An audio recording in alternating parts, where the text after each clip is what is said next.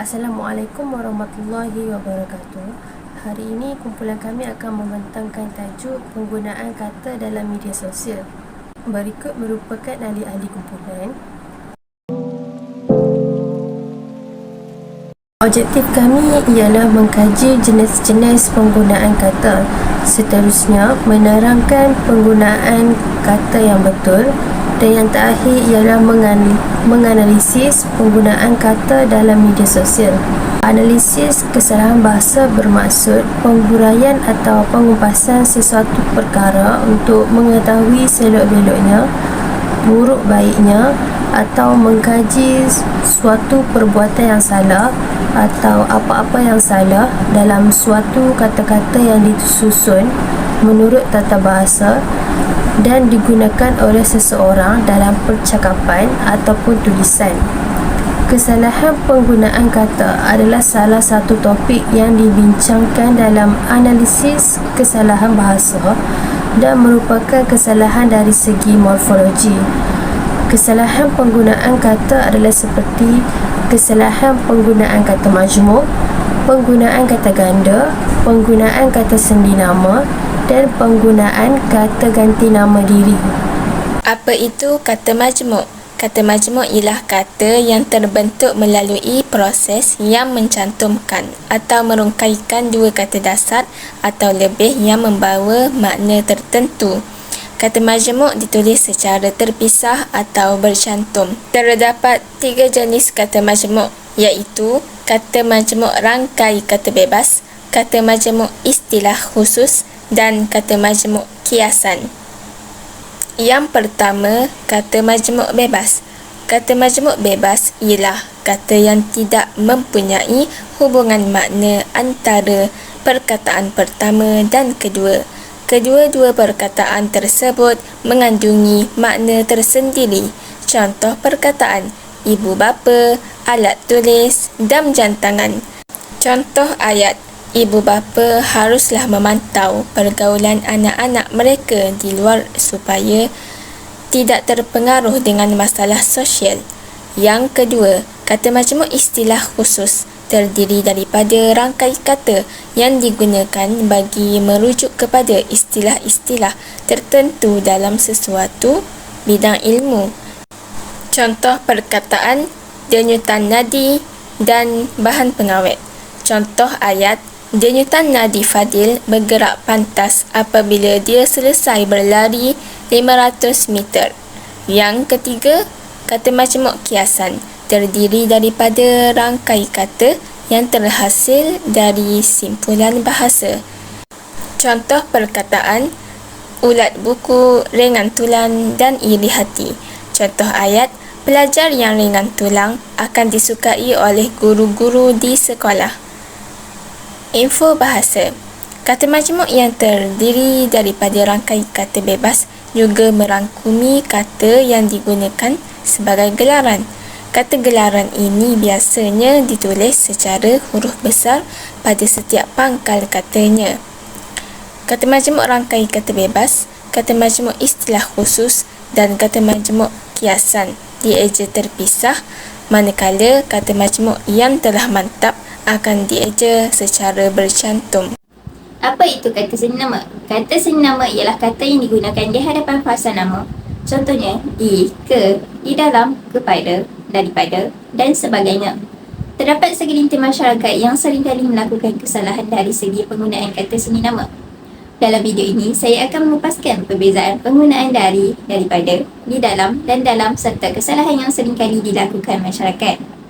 Tahukah anda apakah perbezaan penggunaan dari dan daripada?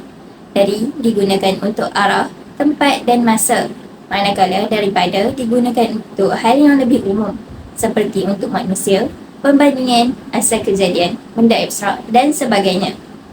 Mari kita lihat contoh kesalahan yang berlaku di media sosial hari ini.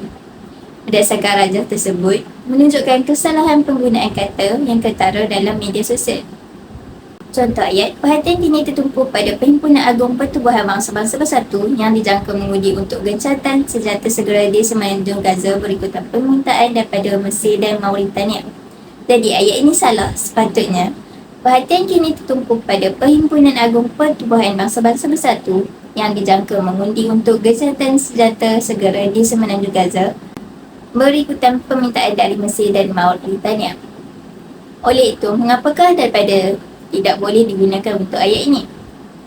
Kata seni nama daripada tidak boleh digunakan untuk merujuk kepada tempat, iaitu Mesir dan Mauritania. Apa itu kata ganda? Kata ganda ialah perkataan yang mengalami proses pengulangan pada kata dasar sama ada secara penuh, separa atau berentak. Kata dasar boleh terdiri dari kata tunggal atau kata berimbuhan. Penggunaan kata ganda perlu diletakkan tanda sempang kecuali pada kata tunggal. Tahukah anda kata ganda terbahagi kepada 3 jenis? Yang pertama, penggandaan penuh, iaitu pengulangan seluruh kata dasar.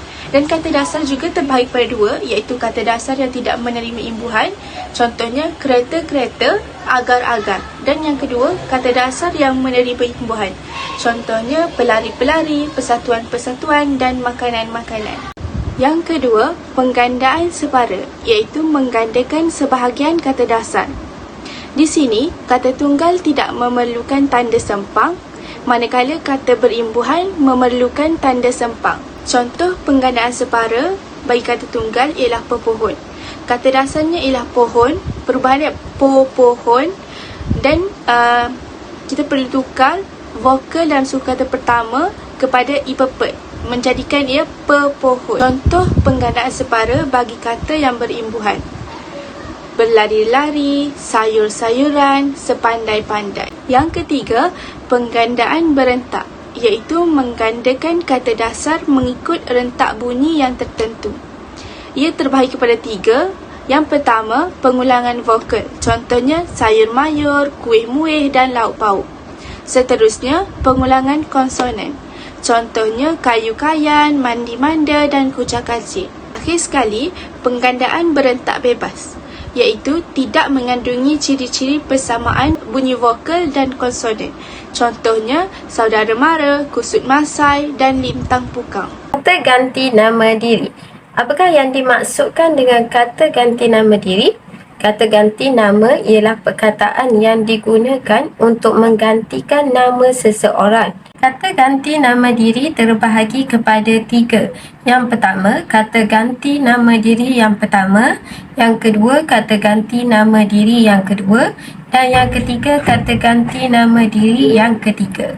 Penggunaan kata nama. Kata ganti nama diri yang pertama untuk menggantikan orang yang bercakap. Contohnya, saya, aku, beta, patik, hamba, kami dan kita. Kata ganti nama diri yang kedua untuk merujuk kepada diri orang yang bercakap dengan kita. Anda, kamu, awak, engkau, tuanku dan kalian. Manakala kata ganti nama diri yang ketiga digunakan kepada orang yang dicakapkan halnya. Dia, ia, beliau, baginda dan mereka. Contoh penggunaan kata dalam media sosial. Kesimpulannya ialah kesalahan penggunaan kata boleh berlaku pada bila-bila masa dan di mana-mana sahaja tanpa kita sedari. Hal ini bertepatan dengan pendapat Codes 1690, iaitu semua orang yang belajar bahasa pasti tidak luput daripada berbuat kesalahan. Namun begitu, terdapat sesetengah individu yang menganggap hal ini sebagai suatu kebiasaan pada masa ini. Oleh itu, hal ini perlulah diberi perhatian supaya kesalahan yang sama tidak berlaku berulang kali. Konsep betulkah yang biasa dan biasakah yang betul perlulah dipraktikkan dalam usaha untuk memperbaiki penggunaan kata sama ada dalam pertuturan maupun penulisan.